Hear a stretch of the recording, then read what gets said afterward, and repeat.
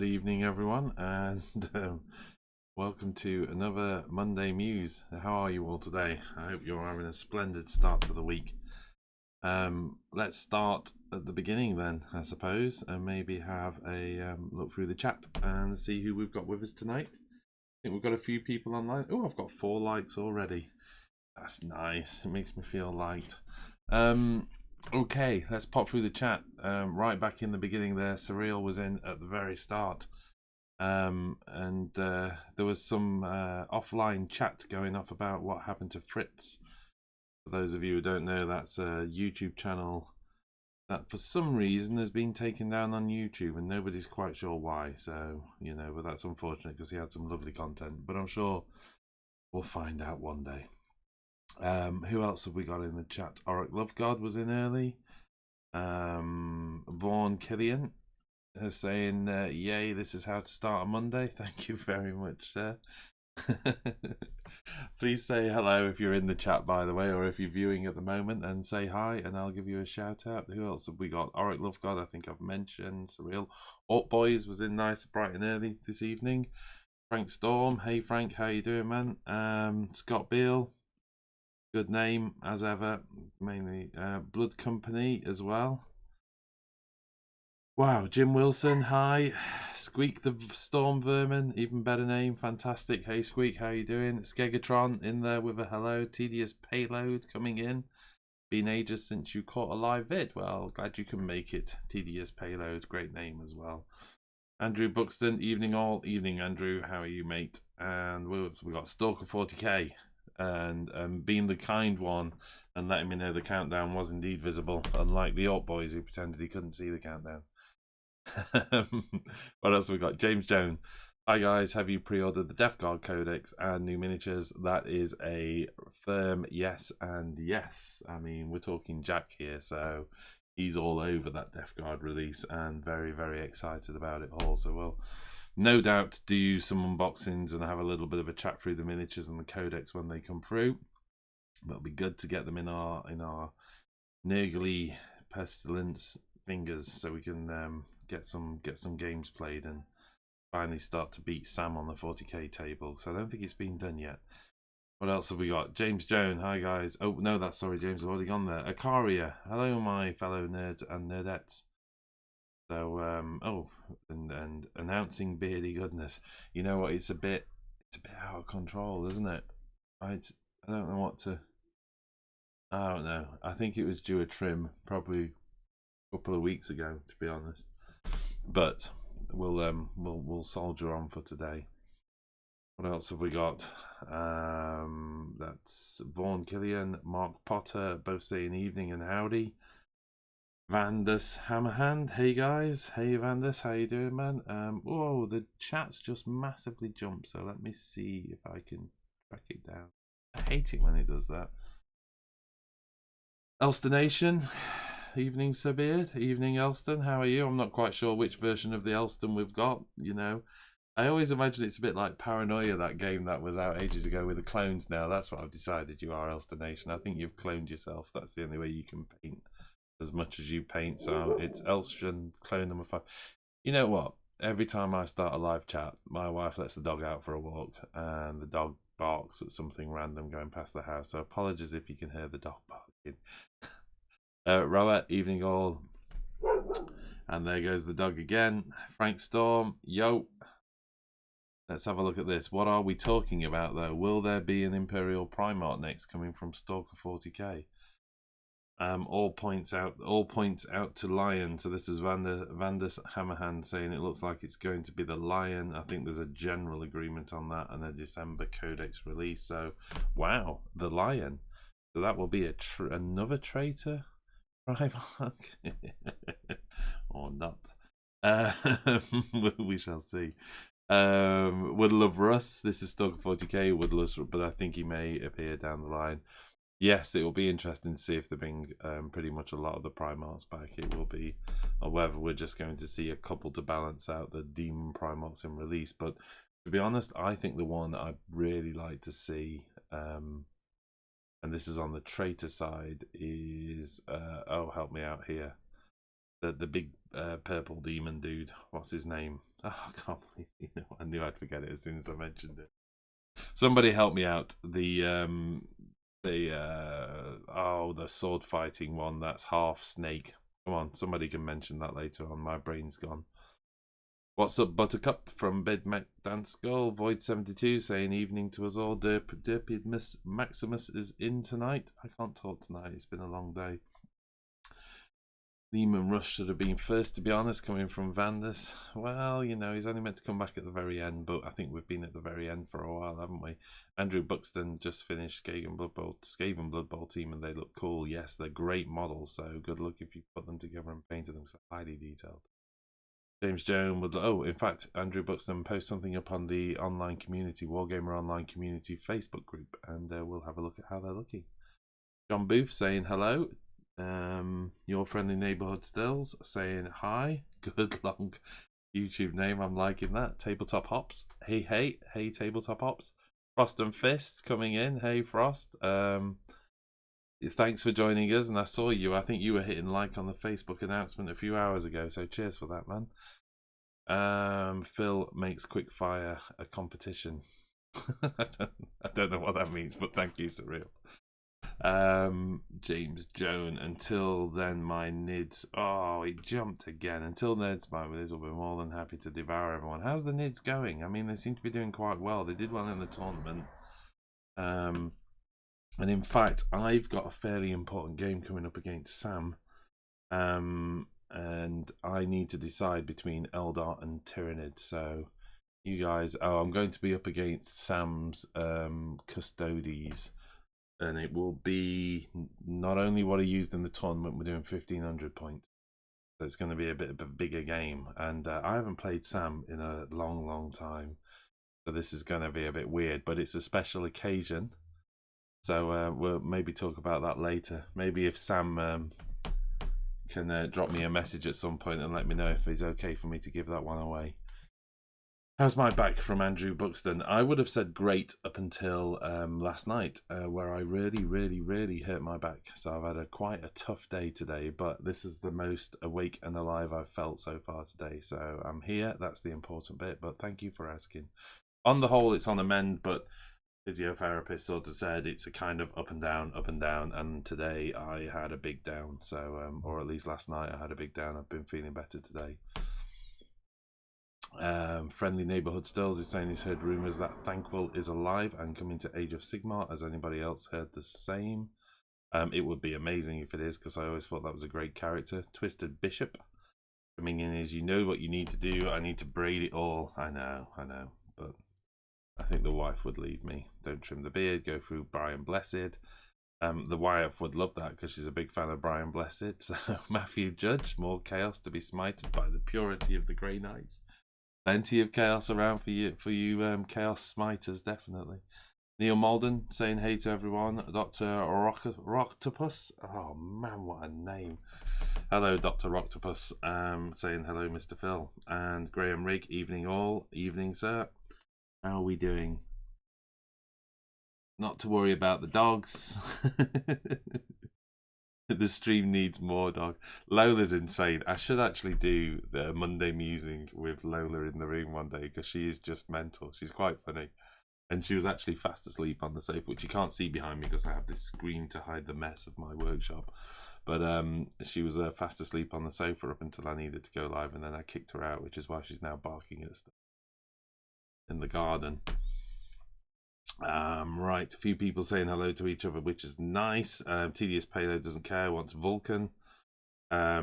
Stalk 40k, according to Fritz on his forum, Google closed his account for violation of TOS, not sure why or what. So yeah, terms of yeah, anyway, so yes, he's obviously upset somebody somewhere, hasn't he? But who knows how.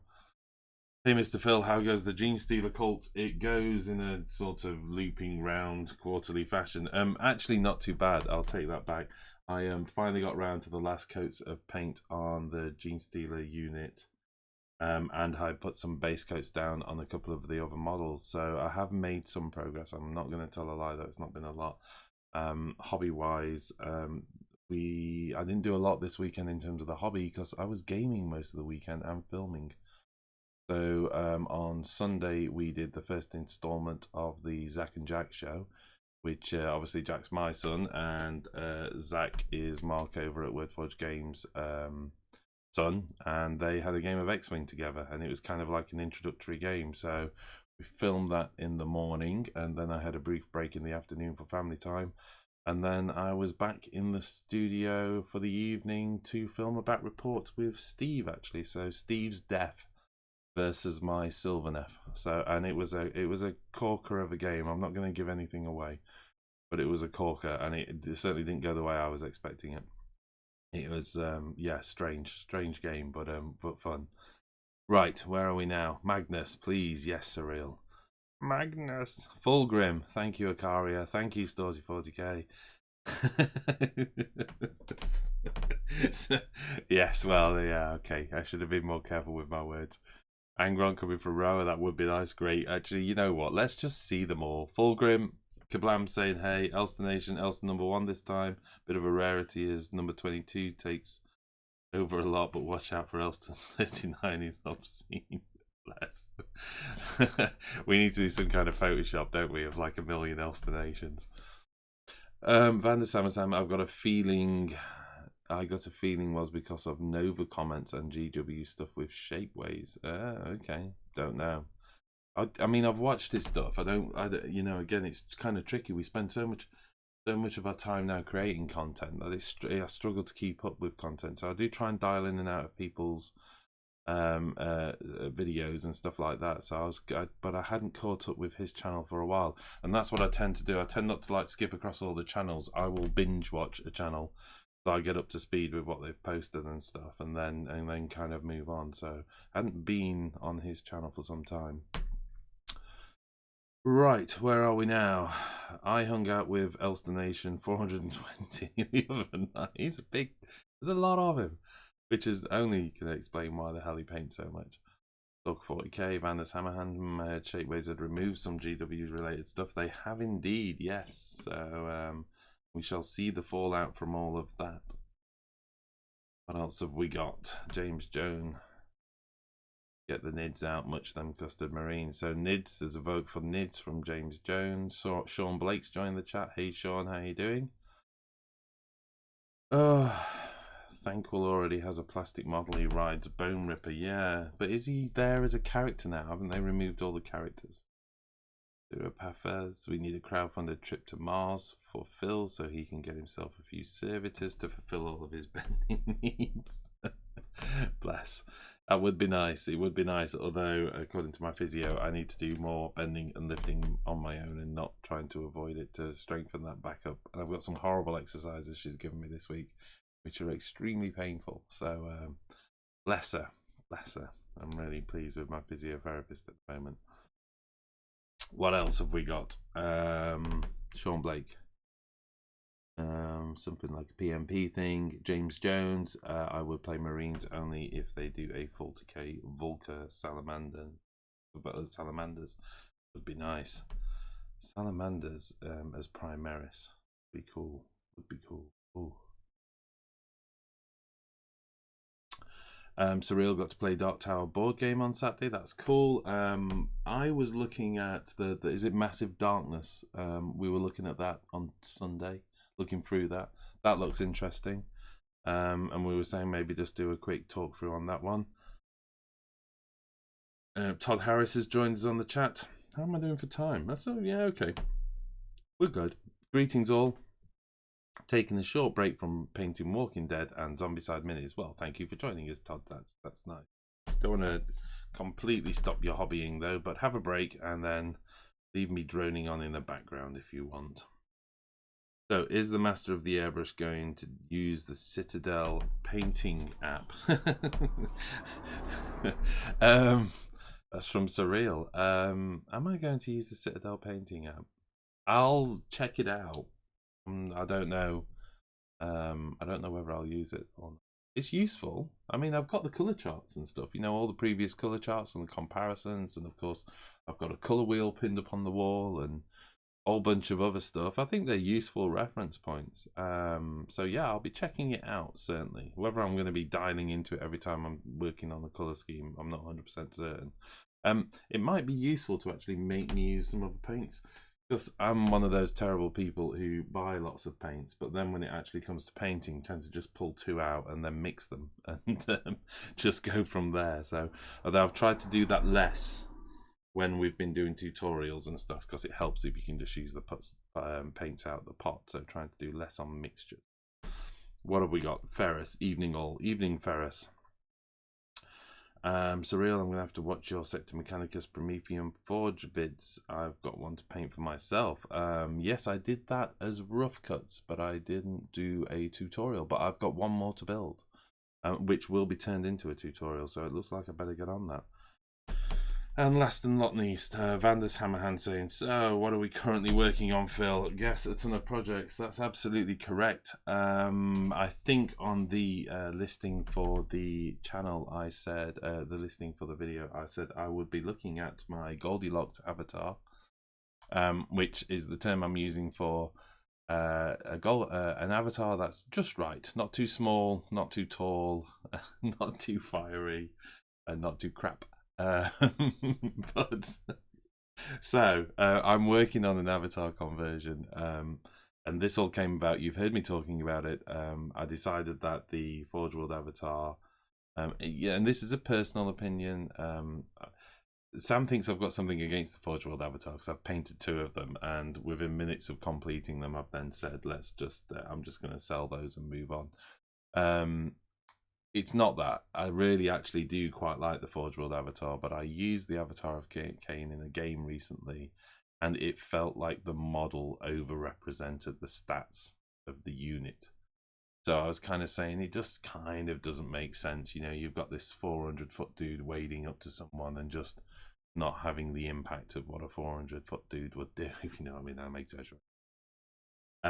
So I, in a fit of doubt and fear, while I was at Warhammer World, picked up the resin, the Finecast avatar from Warhammer World, actually, and brought it home and said, right, I'm just going to convert that. And I think last chat I was doing, or at least on the Hobby Hangout, I decided that the proportions of that model was all wrong. So I was adding a midriff, and I was lengthening the body and trying to make it taller.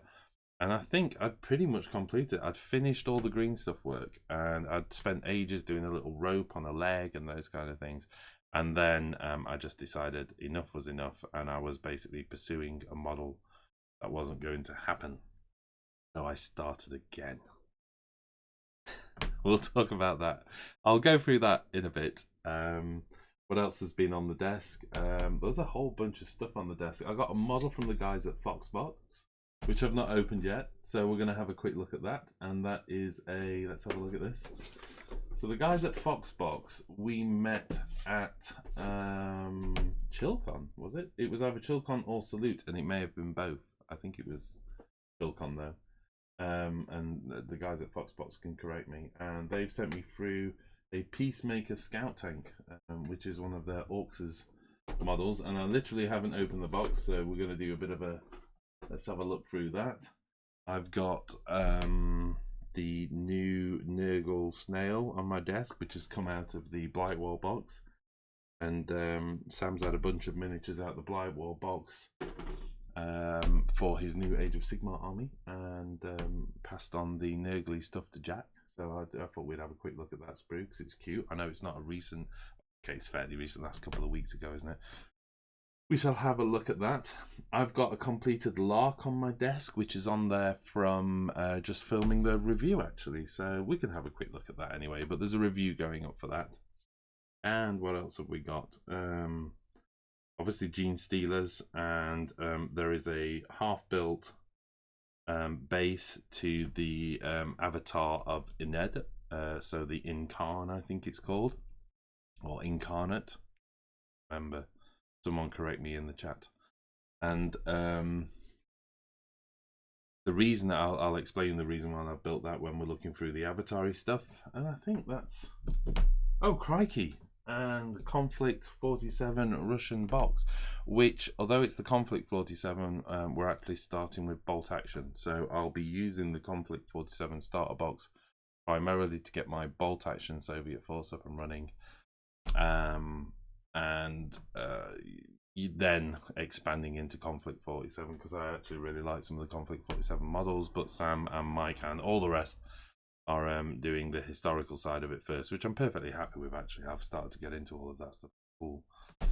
So, right, where are we? The Incarn, thank you. So it's not the Incarnate. Thank you very much, Johnny Rockstar. And Jonathan Carr has just subscribed as well. So thank you very much, Jonathan Carr. That's very nice of you. So right, yeah, let's have a look through the projects really. As always, any questions, all that kind of stuff, just drop them in the chat. If you can do the little @Wargamer Online, it helps me spot them. That's really nice if you can manage it. And if not, just leave me a question anyway, and we'll have a break in a few minutes' time when I've gone through this stuff, and go back through the chat. So that's where we're at. Might run on a bit tonight as well, so let's not. If you guys aren't too stressed, not too stressed about timing. If I'm feeling up to it, and if the back is continuing, then we'll run over a little bit as well, because I'm feeling pretty chatty tonight and relaxed. Surreal says Phil lived through all the historic stuff. Thank you very much, Surreal. I have been around to see a chunk of history, so that's much appreciated. I'm just going to close some windows down, hopefully, so I can get some control over what's going off. I'm hoping I'm still streaming. Pretty certain I am, but if not, somebody let me know. Imagine an entire metal battleford coming from Surreal. Well, back in the day, my entire 9,000 points of orcs for Warhammer Fantasy 2nd edition and 3rd edition. By 3rd edition, I was up to 9,000 odd points. You needed like a forklift truck to move that army around. It was crazy. Right. Okay. What have we got going off? Let's have a look then. Well, let's have a chat about this crazy avatar. Let's start with the Goldilocks avatar, as we called it. How's that? Can we see that? Yeah, we can kind of. It's a bit bright, isn't it? Okay, let's have a look. Maybe we'll swap to the other camera. So this is what I've been working on. In fact, let's just swap to the other camera. No, I'm not going to. Well, I will do, but in a bit. Right, okay, so this is what I decided. I just did that, basically, which was pretty appalling, I know, but it had to be done. And the reason it had to be done is I was really unhappy with how this little fella was going along. So as you can see, that's the height of him. Let's just get, in fact, actually, let's do the Goldilocks lineup. At a risk of breaking my wonderful Forge Willed avatar. There you go. So there's Papa avatar, there's Mama avatar, and there's Baby avatar. And as you can see, like I say, from my perspective, I just felt like, ooh, can you see? Okay, yeah, you can. I just felt like this was too big, too big, too big. But a great model. I do like it. I don't think it's not photographing very well, bless him. So let's just, I'll tell you what, let's just see if we can do that. Is that any better? No, not really, is it? You get the idea, don't you? So I was quite happy with him, and I had that whole heat from the inside and cool spots on the outside going off. Quite happy with the paint scheme, so it's not about that, Sam. I know you think I can't settle on my avatars, but it is about just not representing the stat line very well. And then I had this little fella, and this was the Wii avatar, and what I'd done with him was essentially extend his torso by about 3 or 4 mil in an effort to kind of make him feel a little bit more appropriate alongside things like the Patriarch. So we were kind of looking at that. See if they can get those two up side by side. There you go, look. So I was trying to make him at least kind of stand alongside the Patriarch well.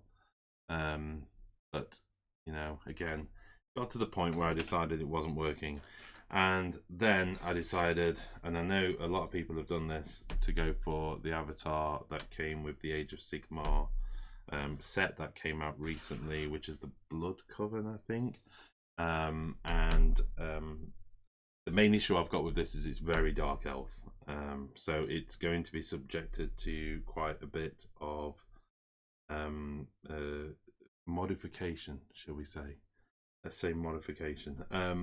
The reason being is I think you can kind of get away with it more or less as is, but particularly since the Incarn came out, because what the Incarn showed was the idea of introducing this aesthetic where the Eldar race kind of existed as one prior to the fall, and the aesthetic of the Eldar race encompassed all of its factions. So there's a little bit of Harlequin in there, there's a little bit of Dark Eldar in there, and there's a little bit of Craftworld Eldar in there. So when you combine all of those aesthetics together, you end up with the kind of, as we see now, the Uned sort of faction where you've got this mix and match of all the different aesthetics. So on one level, I started to rationalize and say, well, that kind of works. I think I can get away with that, and I'm sure it'll be fine. But then on another level, as I started to look at the model, I was thinking, what can I do to kind of differentiate it from the model straight off of the cauldron? So first things foremost, the plan was to put a step in, and good news, he already has a step. So I wasn't aware that the model was stepping until I actually bought the model. I'm pretty pleased with that, because now it looks like he's actually walking. The second point of the conversion was to drop the outright arms, to actually do something with it. But I've changed my mind on that, and particularly because just how the upper torso is. So the upper torso has got the shoulder blades far back. It's kind of pushing its entire, shoulder back, sticking his gut forward. So I decided that was a bad idea. I kind of figured even if I was to do some severe chopping and to reposition that, I considered, bringing it forward. So I was going to bring it forward and put a twist onto it so I could have the sword arm forward and the blood arm back. But I decided by the time I'd done that much chopping, I don't think it was going to be worth it. And I actually decided it kind of didn't need it if I could do something a little bit more with it. So that's what happened next. So the next thing was, what could I do aesthetic wise? Well, I suddenly realized, well, I've still got this guy and I'm not a big fan of the model. I'm not going to do anything with it. If I was to sell it, I'd only get, pennies for it. I wouldn't get much for it, so there didn't seem much point in that. And so I decided to break him apart. So after all my hours of messing around and slicing him up, and the reason he's in all of these pieces is because I reposed him. I wasn't happy with the pose in the first place. But there's a few things that I just can't get past. I can't get past how much bigger that hand is over that hand, for instance. Just work for me. And how short the arms are, how short the torso is, and basically how short the whole model is in comparison to the size of the head. So I wanted to do something with that. I'm going to see if I can calm this camera down. I get that to fix the exposure. So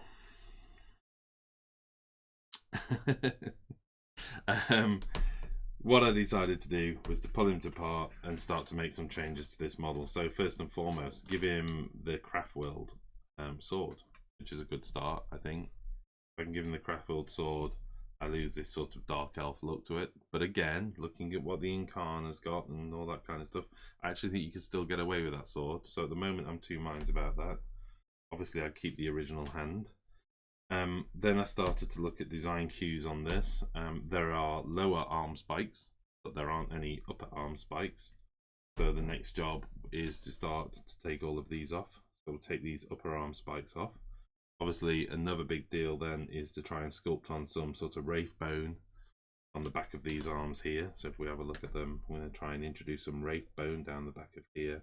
And obviously gems, going to be an absolute winner for Craftworld is to get some sort of soul gems on there. Soul stones. Why can't I remember the name of them? Doesn't really matter. I think they are soul stones. If I'm losing the arm blades, I am going to lose the shoulder blades, and then that freed me up really to sort of say, well, actually, if I was going to lose the shoulder blades, these big blades here, then what I can start to do is to sculpt these out and introduce these blades back on the model. So I can put these back on, which is now really starting to change the style of it. And then, you know, last but not least, and I doubt it's going to be the last, a tabard, definitely, down the centre, which I'm hoping I can take one of the plastic tabards from a Wraith Lord, and I've got dozens of those. So if I get the Wraith Lord plastic tabard and do something with it and melt it and curve it. And then the next real sort of pleasant surprise, and one of the things that actually really made me want to do the conversion when I decided it was possible, was when you actually look at the size of the heads, they're pretty much identical. So I mean, for me, that goes to show you how far off I think the old Avatar is in terms of scale. So I'm not going to do a complete head swap. I'm going to swap everything but the face of that one. So I'm going to keep the face. Everything from sort of the lower half down is going to be plastic. All the rest is coming off. All the rest is going.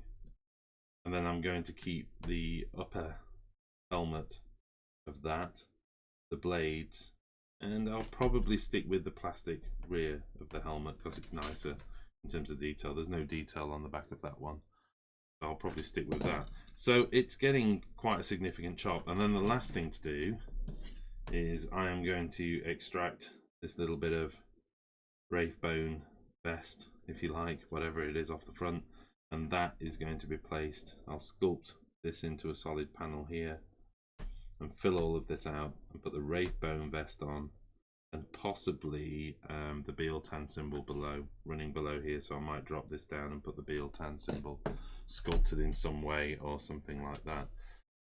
And then to finish it all off, lose some of these leg spikes and, you know, go with things like the gems off the legs. You know, the rest is fine. I think it's just gems and a few of these little dangly things, which I've got some of those, the little Wraith bone symbols and stuff. I've got things like on spare Dire Avenger sprues and things that I can just reuse for them. And the last but not least is, rather than the big flowing locks of the resin model, I'm going to stick with the sort of plastic hair that comes with this one, or plastic top knot. So there you go. There you go. That's what all that is going to be around.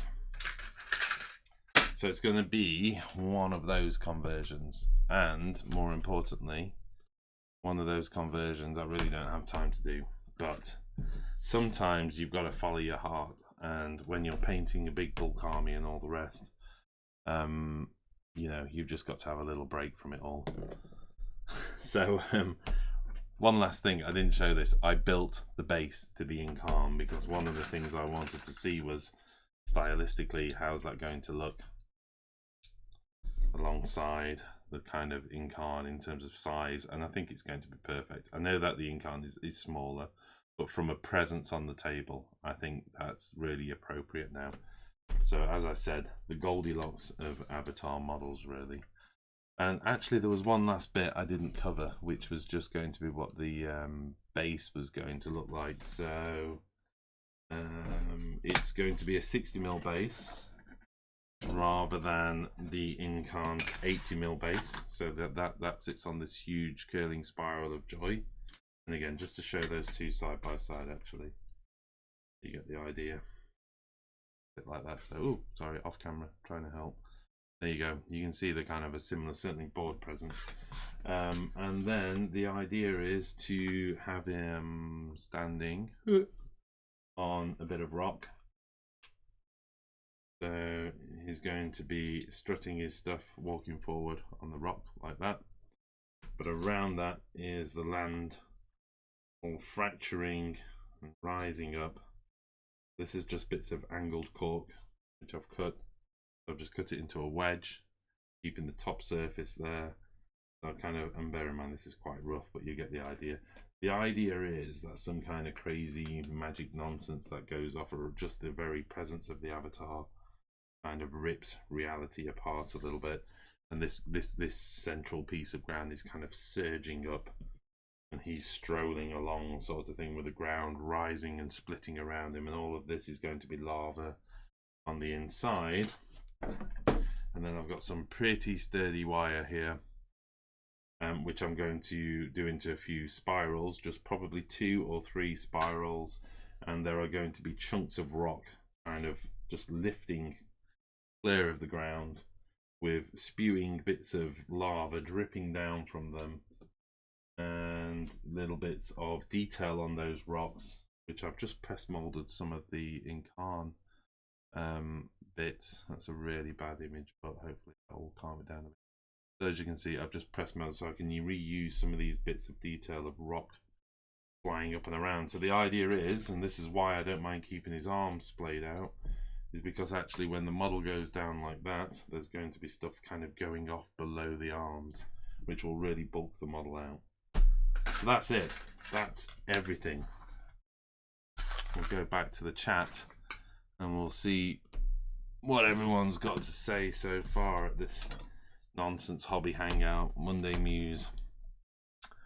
Crikey, where were we? Yay, late night Phil. Hey, Stock 4K, no problem. Let's see if we can run on a little bit. Johnsonator's joined us. Evening, Johnsonator. Johnny Rockstar, the Incarn is possibly the favourite GW model of all time. Love building it, absolutely terrified of painting it. This is as far as I've got. And to be honest, I've only got that far because I wanted to see if the avatar of Khaine I was building would look nice alongside it. So I dare say that might be as far as that model goes for now. I didn't have any size reference to compare it to, and I really wanted to put the 2 pieces side by side. So I think that's the first 6 or 8 pieces of the model. There's a second spiral to come up here, isn't there? And he's just incredible. I mean, for those of you who haven't seen this modeling up close, just building this thing, how they've made something as complex as that relatively easy to build, which I have to say that went together in like 10 minutes. I mean, I've got lines to clean up and stuff, but that went together in 10 minutes and it's just incredible. There's so much detail, so much overlapping detail. It's insane. It's a pure joy. So I do feel like I need to get it painted as soon as possible. Ha ha ha, Phil had so many metal models, the structural integrity of Battlefield became an issue. We used to have to play on the floor, no joke. Tables, we were worried about the tables. That's not true. We did used to play on the floor, but we played on the floor so we could have a big enough battlefield. And we used to have 3-day games. So we'd start on Friday night and run all the way through to Sunday night on one game. And it was, I suppose the equivalent now would be like the kind of Epic Games or, you know, the Armageddon kind of stuff. It was just huge. Oh, right. The guy from the Blood Throne kit, near kit, or neat kit, I assume, awesome sculpts. Yeah, I'm pretty pleased with it. Like I say, it likes some of the traditional styling of the avatar, which is why I'm hoping combining the 2 models will get me back to what I want it to look like. And hopefully I'll have something fairly unique. Saying that, I've not done a jot bit of Googling, so I bet somebody else has done exactly the same of what I've already done, but that's the way it goes. You can't own everything. Thordalim joining us, evening, and DJ the Lucky One joining us. Thank you very much for joining. Ferris at Andrew Begg. There's a Demon of Zeech box, but it doesn't tickle something. A lot of beautiful models. Go for whichever you like the most. Yes, Zeech is great. And that must be a question earlier on, so I'm sorry.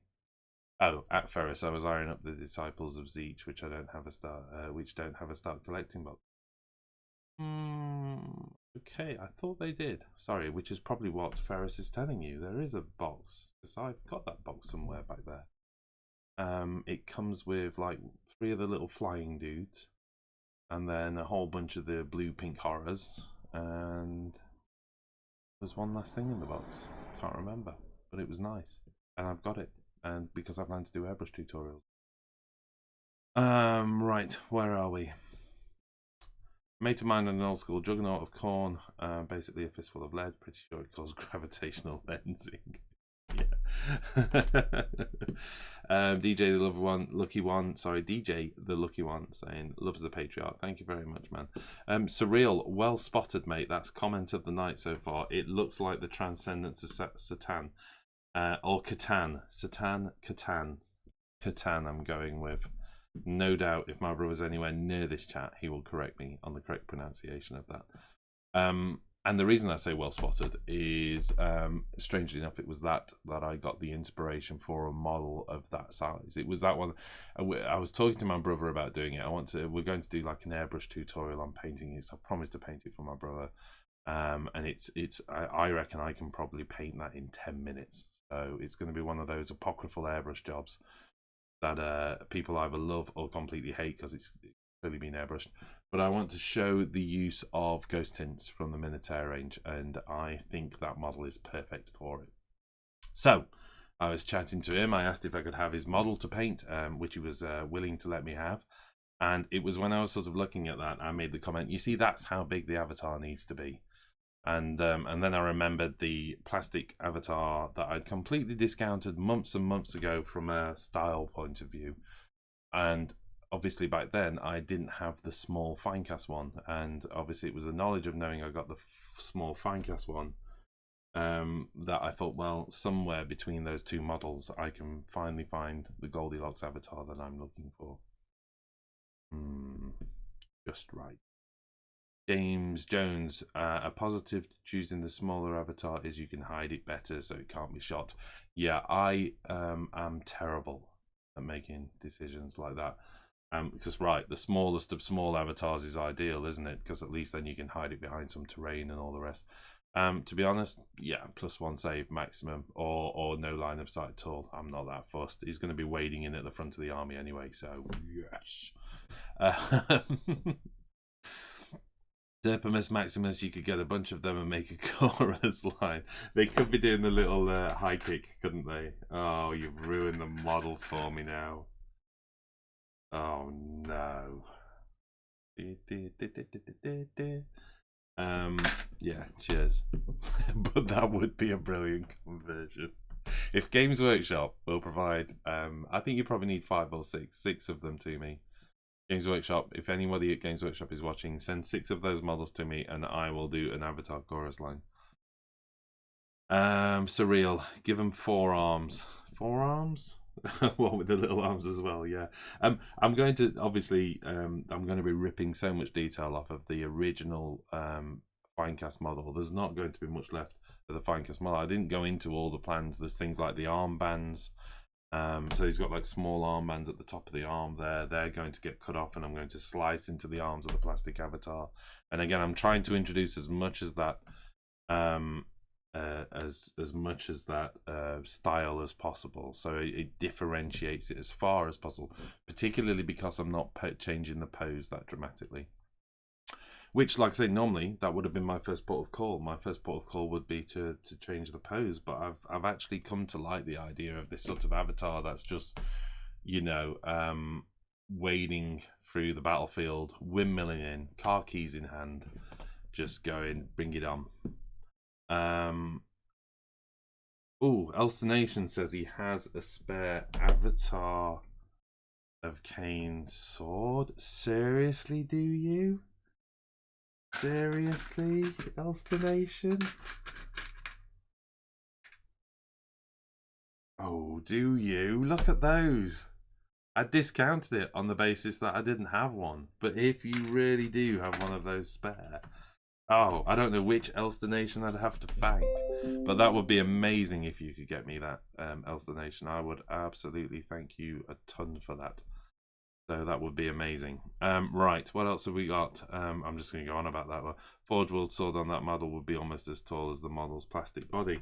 Well, I just put it side by side against the original plastic, and there's not a huge amount in them, is there? I mean, it is a little bit long, but if I could, I'd sharpen this up anyway, because sometimes the edges aren't that sharp. You sharpen it a bit up and lose a bit of the length anyway. That'd be amazing, Elster Nation, if you could, because the detailing, I mean, I've worked on this one. Let me see if I can swap back to this camera. I've worked on this one a little bit, because I've tried to sharpen it a bit, and I know it's not straight at the moment. I wasn't worried about that, but it's that it was really, really thick. So I've shivered away at it, if that's the right term, and sharpened it at least so it didn't look so clumsy, because it is quite round. But there's a lot of detailing down here That just isn't that great. And I was going to possibly chop those off and stick new bits on in an attempt to make them straight, but so yes, look, I'm not going to go on any more about this. This does not get Phil a new Avatar sword show, but obviously Ostination, if you have got one, that Kablam's test plant is epic. Phil, I love it. Excellent. Cheers, man. Phil's bases have more theming than my entire army. Thank you very much, man. The base is kind of an effort to make more of the model, though. I don't always go crazy on my bases. But something as iconic as the Avatar probably needs some kind of base or something. With this one, oh, hold on a second. I didn't realise I'd left that camera on. Can that still show? There you go. With this one, I just had it sort of stepping and burning the ground below it. And I don't know whether I can really see if I can really zoom into that. So if you can see even the ground was cracking there as it was stepping forward, look, and again cracking around there. I just used some of the texture paint, so it was cracking and burning was the idea. But it wasn't great. It's not. Yeah. Anyway, it's all right. It's all right. Like I say, something went wrong where I just fell out of love with the model. That. From Kablams. James Jones, I remember when your Swarm Lord killed Mike's Avatar of Khaine. Yeah, I think that was one of the deciding points. Thank you very much for reminding me. But it was actually in the battle where my Avatar of Khaine just didn't quite perform, and I was just like, yeah. Okay, my God are the ultimate in lazy basing. I love that. I love the fact that you even put a break in between your two posts there, which made it look like you were too tired to even go on and finish the sentence. That's funny. So that's Derpimus Maximus. What does a lazy base involve? You let me know. Anonymous Psych. Phil, I'm sitting here with an easy to assemble models. You're killing me. What? What? I don't know what that means anyway. Oh, thank you anyway. It might be a good thing, it might be a bad thing. My machine's binging and popping and I've no idea why. Am I missing something? I tell you what though, you are all staring at a desk, so let's at least get rid of that. The idea of your avatar looks incredible, Phil. Thank you very much. Frost and Fist, Derpinus Maximus. Well, just short of leaving it the primer colour anyway. Thank you. I get what you mean by the basic now. Tedious payload. Oh, really? You got your Incarn off eBay and it was not easy without instructions. ... Well, let me know if you need a copy, but I think you've already done it, haven't you? So I could at least send you a photo. Surreal. Anybody else getting sick of hearing about PewDiePie? Pass. I'm too old for that. That sounds like some kind of... Is it some kind of dessert or sweet that you kids are eating now? Let me know. Simony, evening. Derpimus Maximus, who is with me? Tedious payload. Well, we all know the Khan Deceiver is actually Kagarak. Yeah, it could be. Could be. Maybe not. Who knows? He's a terrible deceiver, isn't he? Maybe the deception is he isn't. My Necron list has 40 flayed ones, 2 Night Sives and 1 Deceiver. Guess how that works? Horrifically, I think. Flayed ones are horrible. Derpimus Maximus, sorry Phil. I don't even know what that was for. Oh, maybe the half split thing. Scott Beale, you don't need to apologise, Derpimus, at all, ever. Scott Beale, don't let the chorus line get to you. To me, he looks like he's walking forward saying, come at me, bro. Yeah, I don't think that's helping. One of the things I did think, actually, is unlike the Avatar of Khaine, who has an empty hand that's dripping blood, his hand is actually holding a heart-shaped gem of some description. Maybe you can see that up close, which is dripping blood.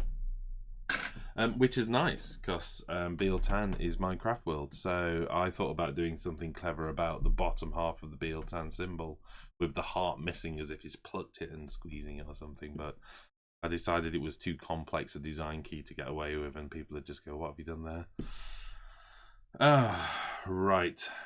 Big Rich, hi all. Hey Big Rich, my brother from another continent. Elster Nation, it's me that's binging you. Oh, it is it? Thank you very much, Elster Nation. Cheers, man. Well, one of me at least. Bless you. I'll check that out later. Thank you very much. Cheers, but all done now. That's tedious payload. Okay, good. Good. I don't know how you built that without instructions. Seriously? Seriously, how would you build that without instructions? You're a better man than me. Tedious payload. Surreal. No PewDiePie is the largest question mark YouTuber with 50 million viewers, and he's blurted out the N-word during a live stream, and the internet is losing its mind. Oh dear, oh dear. You know what? I think I know you're talking about now. Isn't that how, thinking about it, with 50 million viewers, you've got to do something controversial every now and then just to keep that audience, haven't you? So that sounds like it's absolutely on track for what he was trying to achieve, but you'll find none of that nonsense on Wargamer Online. We're a family-friendly show. James Jones, what about the Avatar dual-wielding swords? Yeah, that'd be interesting. He's meant to have this dripping blood hand, which goes back to the history of the Eldar, where his hand drips with blood after he killed some of the firstborn Eldar, basically, is the rough way of describing it. So it's iconic and symbolic of something that's gone wrong. Although his sword can change from a sword to a spear to also a trident, which I've never seen one modelled. So, but after messing around with a bunch of stuff, I think that pose absolutely lends itself to the sword and probably not any of those other options. You know, the spear would be very static. And the trident, just a spear with 3 pointy bits on the end. It was a labour of love for tedious payload and some whiskey afterwards. Jolly good. Surreal, that's why you watch me. No drama. Oh yes, I'm a drama-free zone, so thank you for noticing. I do try and keep out of drama. It's probably the best way to get through life. Derpimus Maximus, this feels like a trap, Mr. Maximus. Nobody say Necron. Well, just by reading that out, I've read out the word Necron. And then you said Necron as well, so so Reels just pointed out, of course the channel is wonderful and clean and family friendly unless Sam is losing a battle. Derpimus Maximus said Necron again. Surreals said it. It's all going wrong. Family lovely from Mebco, who thank you very much, Meb. And James Jones, oh, forgiveness, my ignorance on Eldar fluff. Well, not at all, not at all. You know, just because his hand's dripping with blood doesn't mean he couldn't pick up another sword and hit somebody with it. Well, that sounds grim, doesn't it? That doesn't sound family friendly at all. And Surreal misses Monty Python. We all miss Monty Python, I think, don't we? I love Monty Python, but don't get me quoting Monty Python. Otherwise, we'll be discussing unladen swallows all night. Right, what else is going off in the land of internet? I tell you what, we've got this Foxbox thing, haven't we? Should we, shall I have a look at this? I'm going to have a quick, you know, because I'm going on for a little bit longer, which I've promised I'll go on for a little bit longer tonight. I'm going to treat myself to a little sip. By the way, this is just lemonade. Thanks for the commercial break. What have we got? Let's see if I can get this on camera.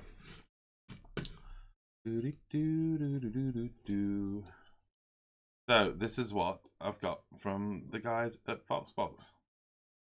Light's a bit shiny, but I'll take the lid off. So this is a Peacemaker Scout tank, and they describe themselves as a small UK company that's been producing models since 2012. They focus mainly on greenskins, but like to mix it up a bit with other things too.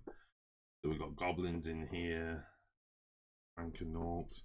Now they have sent me this, but when they offered to send it as well, they kind of said that, you know, they're only a really small business, so they'd appreciate if I can get it back to them. So I will post it back to them because I'm not an alt collector, so I'm quite happy to send this back to the guy. So from a YouTube bit, yes, I've been sent this, so I think I have to at least admit I've been sent it. But also from a point, I'm not going to be keeping it, so I don't know how that works in terms of complying with YouTube. So we'll see. Right. Oh dear me. I think the chat's gone into yeah, the chat's definitely gone the way of Monty Python. Oh dear. Right, okay, let's have a look in here. Oh, we're into parts straight away. Oh, green resin. I suppose that's kind of cool if you focus on green stuff. I have no idea what that part is yet. So let's go into this. Wow. This is this is like mint green resin. Hold on, let's get everything out and we'll have a look at this.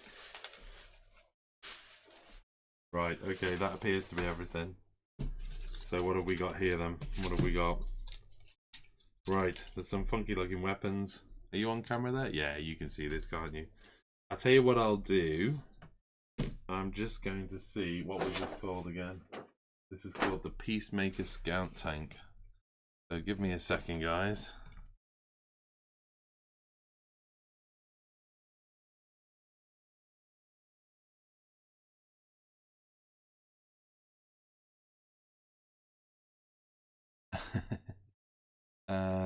Foxbox, here we go. I'm going to see if I can bring up a picture of it finished, because this is all on sprue, so it's going to be difficult for you guys to pick out what it is. So let's have a look at vehicles and parts. In fact, actually, why don't I just bring this up? So these guys have got a whole bunch of stuff going up. It's actually quite a big range, isn't it? Fox tiny alt truck, alt pickup truck. Right, we'll come back to see whether I can find the Peacemaker. It's not listed on the vehicles. Maybe it's so new it's not listed on their website yet. So I tell you what, let's just have a quick look at one of the examples so you've got an idea of what you're looking at. So here we go. So, okay, you get the idea. Cute. Cute. Got a rustic feel to it, which I like for orcs. That's what you need, isn't it? So let's have a look at this. Let's see if we can at least work this out. This is so we've got some big guns. They look like flamers. Oh, hold on a second. I've left the wrong camera up. Let's go back to this. So yeah, 2 crew. There's the heads. There's a rocket launcher. There's some look like auto cannons, I'm guessing, and then some ginormous flamer. That's obviously some form of pintle mount. I think that looks like that would go on the flamer, wouldn't it? Yeah, definitely. And then what have we got here? So we've got a driver. So that's actually 3 crew in total then. So you've got 2 gunners of some description, haven't you? There's 2 caterpillar tracks to fit down the side. And then this is the that's got the engine bay. That's got the mounts for the caterpillar tracks. I tell you what, it's really freaky to look at this green resin. It's kind of freaky to kind of, you know, get an idea of it, but it's certainly different. I like that. Obviously you mount the caterpillar tracks on the side here, and then they go underneath this chassis, which this is the kind of funny bit really, is it looks like some kind of saloon car, doesn't it? It's a very sort of crude sort of car styling going off, which is kind of cute. What's this called again? This was called the Peacemaker Scout Tank. So there you go. I like it. It's a small company, you know, and you know, we had a chat to them when we were at one of the shows. So it's cool to try and support these guys. I'm not a big green skin fan, so I don't know 100% know how to judge this. I'm not saying that I don't like green skins. I don't know where this would fit in the army, but if I remember rightly, if you're playing certainly 40k green skins, you can take all sorts of weird armors and conversions and those kind of things, can't you? So I dare say it fit quite nicely into it. From a styling point of view, well, let's have a look at it from a casting point of view. I mean, other than the fact that there's a bunch of flash, but this is no problem to clean off. You know, this is coming off without me even trying, so that's not a concern really. There's a little bit of a twist to that chassis, but that's nothing a bit of warm water wouldn't fix, unless it's even meant to be like that, because at the end of the day it's an orc vehicle, so you get away with a twist on the chassis, wouldn't you? Detailing's cool. You know, I think it's one of those things. I think because this is a car panel, this doesn't. It has the panel of the vehicle, if you like, but it doesn't have a lot of rivets and stuff like that. But if you look at, say, something like the weapon, you can see it's coated in rivets. I don't know whether you can see it there. You get loads of rivets and stuff, don't you? Which is something I'd normally recognise. So there you go. There you go. If you want to try something a little bit different out, and you're a green skin player and you want to support a little UK company, then pop along to these guys at Foxbox and check out their website. It looks like they've got loads as well on the website. So check them out. That's pretty cool. I'll get that back to them. And I think, if I remember rightly, the guys at Foxbox, I'm sure they were at ChillCon. Elster Nation, if you're on the chat, can you remember whether Foxbox was at ChillCon? I'm sure that's where we saw them, but I could be completely wrong. Because it may well have been Salute. I just seem to remember them being near one of the doors, but Elster Nation, if you're there and you can remember whether these guys were at the ChillCon, and if they're going to be at next year's ChillCon, which has just been announced, cool, let us know. Let's get back over here then. So what else have we got going off? But how have I done that? I've moved that, haven't I? Let's move back. Oh, production standards. Did I just see a donation from Methos?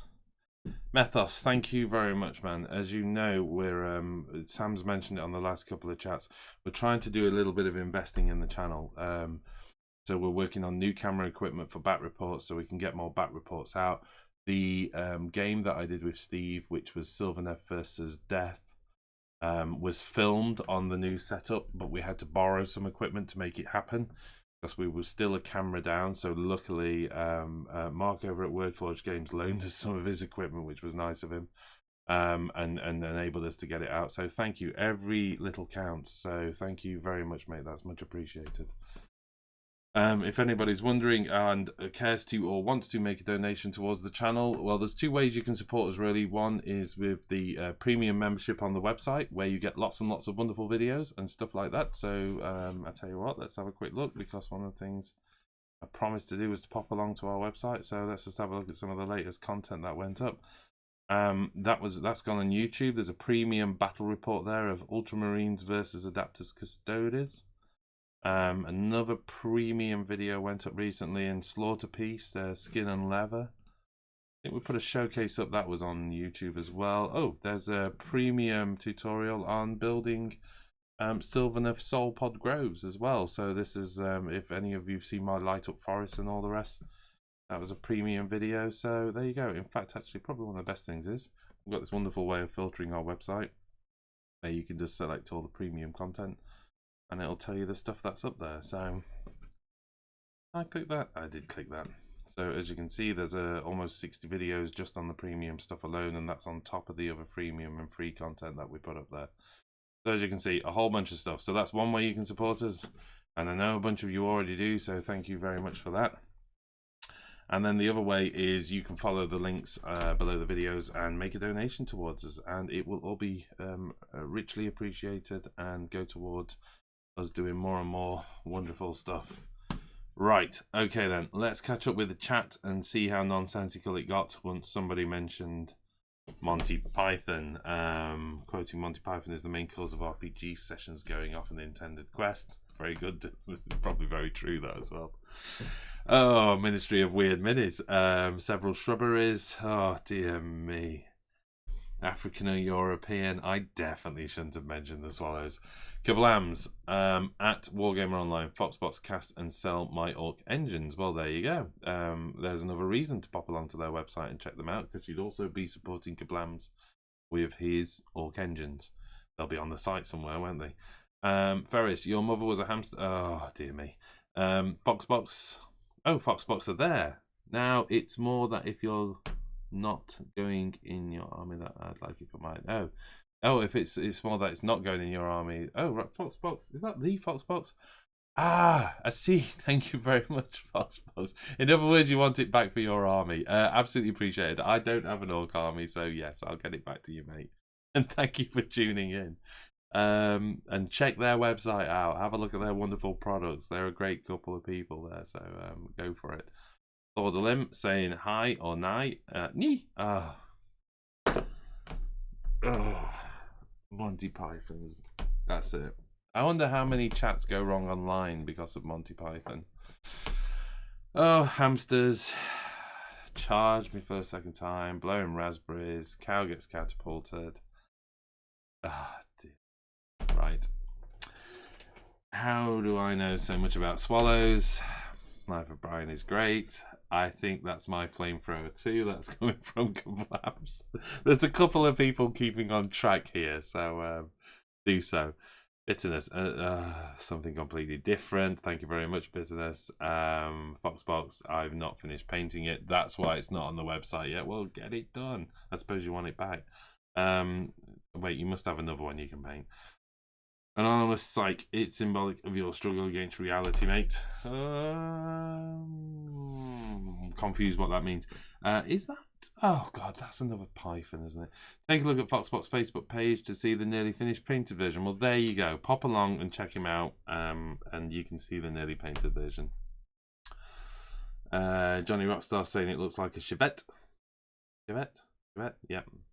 And Icaria is a very orky aesthetic, and thanking the Methos for the donation. And you were at ChillCon, so yes, I was pretty certain it was ChillCon, but I've injured my back in between meeting you, and been on lots and lots of mind-bending painkillers. So there's a whole period at the start of this year that I have no idea really what happened, and unfortunately, it was the first 6 months of this channel. It sort of coincided. Oh, depending on dates, they may be at the next ChillCon, so if you want to check them out there, that's good. Skegatron, sorry Phil, been away in a meeting. You at work, Skegatron, that's shocking. But also very nice of you to join us. Frost and Fist saying my pleasure. Well, you know, it's much appreciated, mate. Any news on the ability to buy the audio from these live chats as downloadable podcasts in future? I'm not sure about buying it. We did talk about exporting all the audio and putting them as downloadable podcasts. The only problem is we've kind of half convinced ourselves there isn't an audience for it on the basis you couldn't see what we were talking about, because we don't do a lot of videos that are just simply talking to camera. And we're always talking about, and we tried this and I did this, and if you have a look at this here, and I just don't know how well that would translate. Maybe we need to do some sort of chats where we don't do anything but just chat to each other, which is kind of like the Friday chat, isn't it, that Sam does every odd Friday. So maybe that should work. At Surreal at Wargaming Online. Sorry about that. I think that's apologising for the derailment along the Monty Python. It's fine, mate. I love Monty Python. Oh, he's been a very naughty boy. It's not going to go away. What have you missed, Gigatron? I've talked about my avatar. I've talked about Foxbox's Orky Peacemaker tank.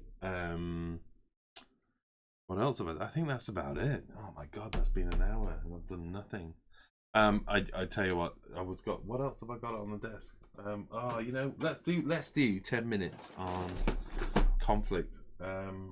Because I've got my Conflict 47 box, which is really cool, and Sam was provided it. Sam was provided it to do reviews and stuff, I think, and then he kindly passed it on to me because he's decided he wants to do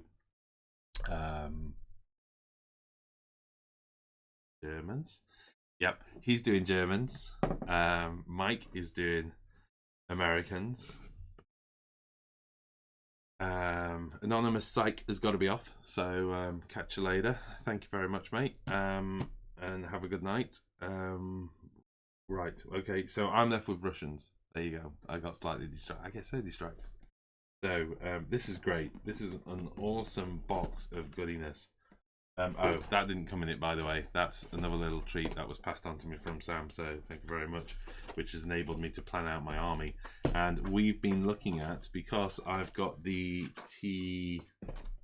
let me have a look at the missions later on in the book. Oh, I'm not sure I should be showing all of this on camera. I think I'll be alright to show one page.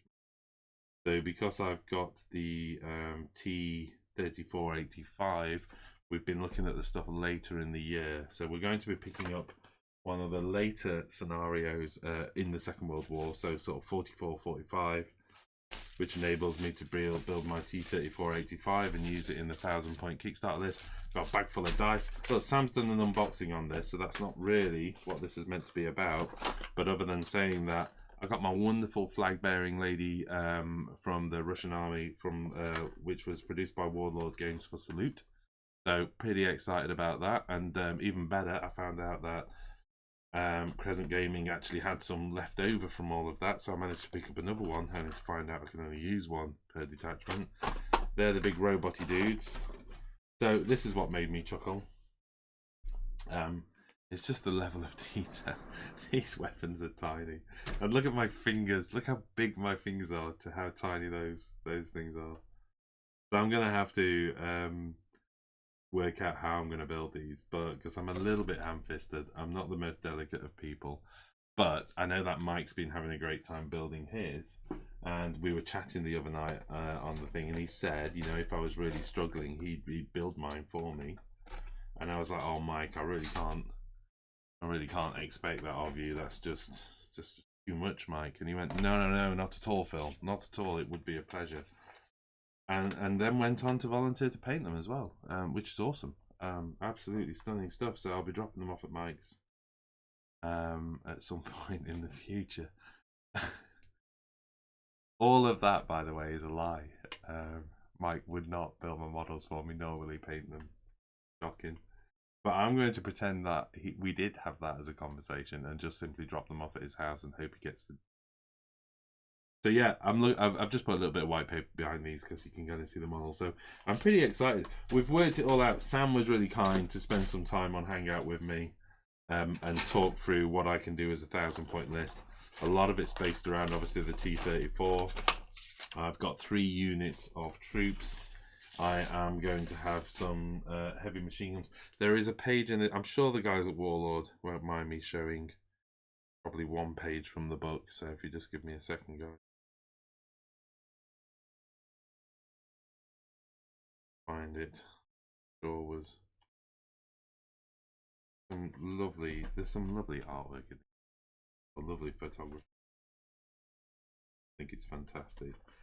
But somewhere in here is kind of all the information on how to build your army. There was a photograph which roughly covered.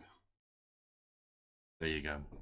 So it was this sort of photograph at the bottom here, which pretty much represents what I'm going to do with my infantry. There's a few tweaks and changes, but you know, you've got this anti-tank gun, you've got the heavy machine guns, you've got the sniper squad, then 3 squads. One of them is veterans and stuff like that, and then I get one of them is a free squad for me in the game system. So, and there of course is the T-34-85 as well. That pretty much represents, I think, roughly about 700 points of my 1,000 points, if I remember rightly, and I'm going to add a couple of vehicles or artillery to the list as well, is the plan. So I'm pretty excited about that, and got a bit giddy about it, but I do need to finish some projects before I start something new. Where are we at with the chat? Okay, Foxbox wish he was faster at painting stuff. Right now he's sculpting rather than painting. He's part of his own problem. Nice conflict, it is good stuff. Ikari, a question: are you going to join in on Pink and Rachel's Frostgraves campaign? I have a wizard and I have a retinue, and so does Jack. But that is on the list. It's on the list, and if I keep having weeks like I've got this week for work, it's going to be a bit crazy to try and get everything done.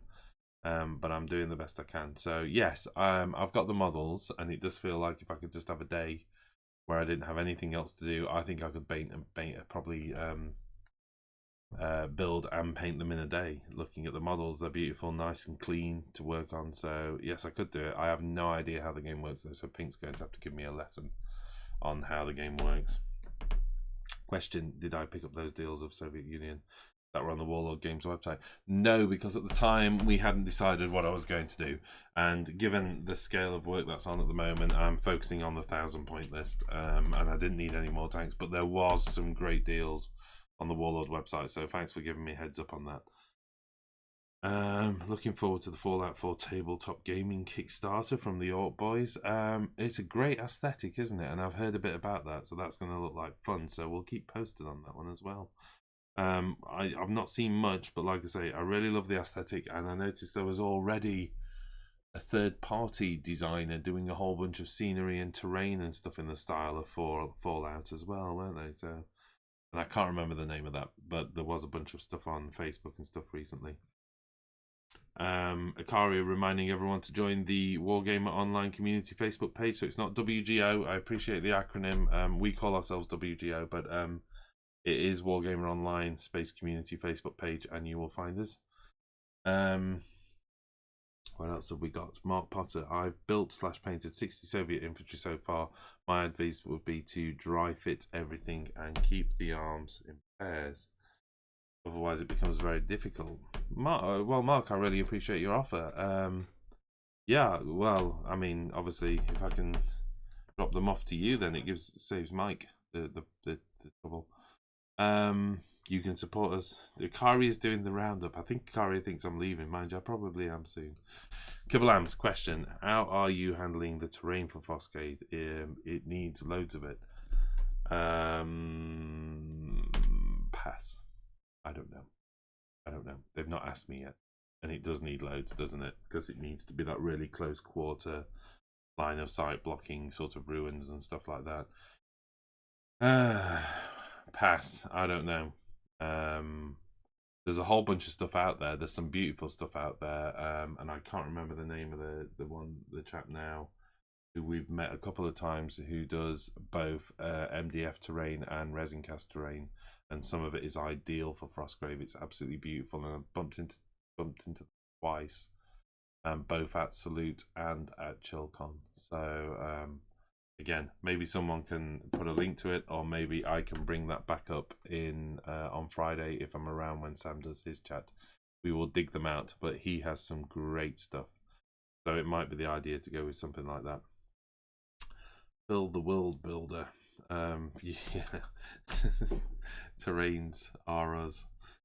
Kablams, can I post a photo of my table for reference to the group? Oh, you can. I can. Yes, of course you can, Kablams. That would be cool, man. Thank you very much.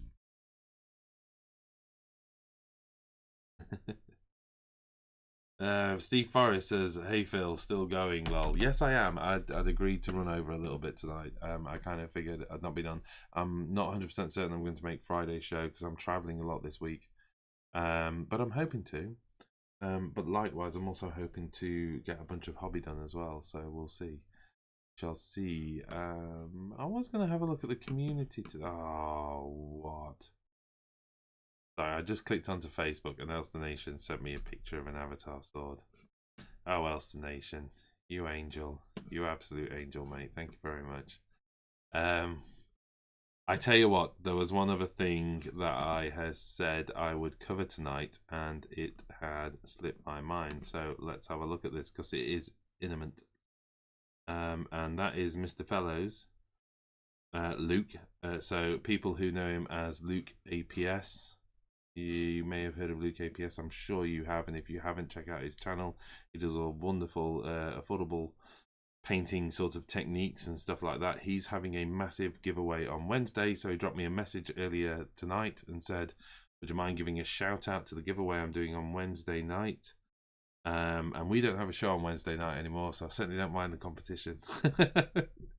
Let's have a look at this. So this is everything that's in his giveaway, and I don't mean this. You just wait. So there's a whole bunch of crazy terrain and scenery. There's a Guild Board game. There's Dark Souls, the board game. There's an army painter set. There's terrain stuff. There's some dice going off over there. Then there's some Chrome-like stuff, sort of orky stuff by the look of it. MDF terrain, some SLA miniature stuff. Bases, terrain pieces. That's the stuff that he covered. I think over here is the stuff he covered from what is it?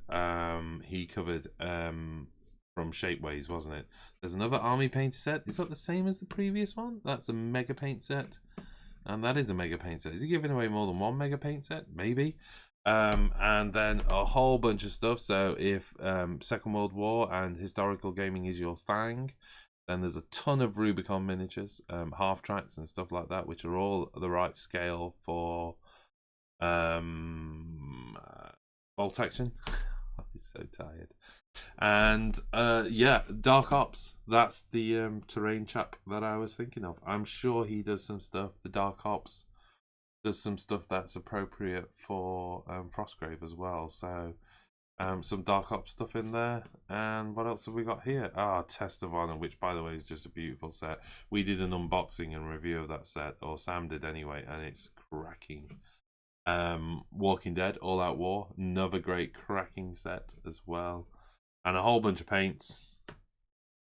And the trusty pens and an airbrush by the looks of things, and a few brushes as well. And I think I was going to say I think that's it, but it's not. We've got some kind of hot wire cutter. We've got some more scenery stuff. We've got Dragonborn. We've got Oh man, just look at it. Okay, so look, there's all that stuff. There's all that stuff. There's all that stuff. And there's all that stuff. And there's all that stuff. And all of that is going in his giveaway on Wednesday. So, Luke, if you want to send some of that stuff on to me, feel free, because that'd be nice. I'm not quite sure the terms of the giveaway, so you're just going to have to check his channel out when it comes round. He has sent me a link, but so hold on a second. What is this? So this Wednesday you could win all of this. Tune into Luke's app on YouTube to find out how.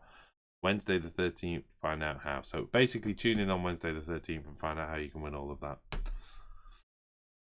Oh, right. What do we got? Surreal. So why you never have your brother on? Is that me? Am I asking my brother? Why do I never have my brother on? He lives a million miles away. That was a rare occasion. He came down with my mother to come and visit. Who I don't think they'd been down for. It was probably pushing a year and a half, 2 years. I think since they were last down. We'd seen them. We travelled up north to see them. Most recently, unfortunately, for my wife's father's funeral. So my father-in-law's funeral was the last time I saw them, and that was last November, I think. So crikey, we don't get to see them very often, so that's why he's not down here very often. Although we did say this time that they need to come back down sooner rather than later. So hopefully he'll be down next month or so, and it might coincide with a live broadcast. Ah, right. What else have we got? Got my night haunt ready for you. That's Steve Forrest, who is already working out his next list. Blams, I've got a surprising amount of printing done tonight, so nowhere near as much. Is that printing or painting? Nowhere near as much as Ulster Nation /1 to 5,000, of course. That's fair enough. If it's printing, it's 3D printing, which I don't know what you can do to speed that up other than buy more 3D printers. Of course, that would be one of the other options with Frostgrave, wouldn't it? Is to design yourself a bunch of modular terrain and print it out and stuff like that. But I dare say it could get expensive, and there are other options out there. I'm saying that I've enjoyed designing and 3D printing some of my terrain. I did all the doors for my Zone Mortalis, which I coined the term Mine Mortalis because it was down a mine. So I did all these blast doors and quarantine doors and shutter doors and lift doors and everything, and I really enjoyed that. It was a really nice process to sort of sculpt them in 3D software and then print them out yourself. And obviously, you know, I think for scenery it's okay, and particularly for mine scenery it's okay, you know, and I think it's limited what you can actually use it for at the moment, unless you can afford a really expensive printer. Kablam says his phone keyboard hates him. Okay. Wow, Rubicon armor. Yes, there was a lot of it. Derpimus Maximus. So it's basically giving away everything ever. Yeah, it's a huge giveaway, isn't it? So tune in. Kablams, Luke has really been hitting his sponsors hard. Yes, he has indeed. You know, that's how Kablams works, isn't it? I think he essentially, you know, pushes. Pushes the wrong word. He gets a lot of the guys to sponsor him, either to do product reviews or to or provide stuff for advertising and not advertising, sorry, but giveaways and stuff like that. So yes, he has indeed been hitting his sponsors hard, because that is a hell of a lot of stuff to give away. It's a huge amount, but all good for the hobby community, because if you've got your chance to get your hands on some of that stuff for free, then who's complaining at all? Okay, what else have we got going off? I'm up to speed on chat. It's 23 minutes past 10. Andy Evans has just subscribed. Thank you very much, Andy Evans. I don't know whether you're live at the moment or whether you've just randomly popped along to our YouTube channel. Who knows? But thank you very much for subscribing. That's much appreciated. Give me a second, all. Yes, I think it's probably time to call it a night, isn't it? So thank you very much for joining me on this wonderful Monday night. I think it's all right. You know what? I actually look forward to the start of the week, which is a good thing, isn't it? It's a good thing, rather than not looking forward to Mondays. It's much better to look forward to Mondays, because I do enjoy these live chats. So I'm hoping, I think I made a joke when I posted it up. I think this is my longest consecutive run of Monday Musings ever. And I think that's about 3. So it's not that big a list. But but I will keep trying. So hopefully I'll be back next Monday. I don't see why not at this stage. I think I'm pretty cool. I think everything's okay. I've got some travel coming up, but most of it's within the UK. So that's looking good. Big Rich is saying good night. Good night, Big Rich. Thank you very much for joining us, and Orc Boys. Wow, well, normally I let Akaria sign us off by reminding everyone, but I kind of think he's already done that. Pop along to the community Facebook page. Please join. Keep an eye on the YouTube channel. Lots more content going up this week. I'm trying to think. I'm working on a whole bunch of stuff, and Sam's working on a ton of stuff as well. So definitely by the weekend or the end of the weekend, definitely by Sunday, the back report's going up with Steve, I think, unless something really dramatically happens where I don't have that time to edit it. But at the moment, it's looking doable. I've got this wonderful Lark review that hopefully we can squeeze that in at some point. It's a great model. I talked about it in the previous chat. Really enjoyed building it. It's really, really nice. So it was great stuff to check out. What else? Video wise, oh, of course we got the Zach and Jack show as well. I'm not sure I'll get that edited this week. I've got some work to do on the sound. I had a bit of a microphone problem, so I've got to tweak the sound a little bit, which will slow the edit down. And then I'm sure there's a bunch more stuff going up on the premium, including I've been working on the painting tutorial of this wonderful chap as well. So yeah, lots more to come up, so please subscribe to YouTube if you can afford it, and you want to support us, then pop along and register for a premium subscriber, which is $2.99 a month. And all of you wonderful people who do support us means we can go on and do lots more, and Sam can work really, really hard and produce fantastic content for you, and do wonderful tutorials and all the rest for you. So that's it. That's the salesy ad bit done. And we lost 10 viewers just in that bit, so maybe it's time for me to say good night to everyone. All right, good night all. Thank you very much for joining me, and we'll see you again soon. And one last thank to Mythos there. Cheers, mate. Bye.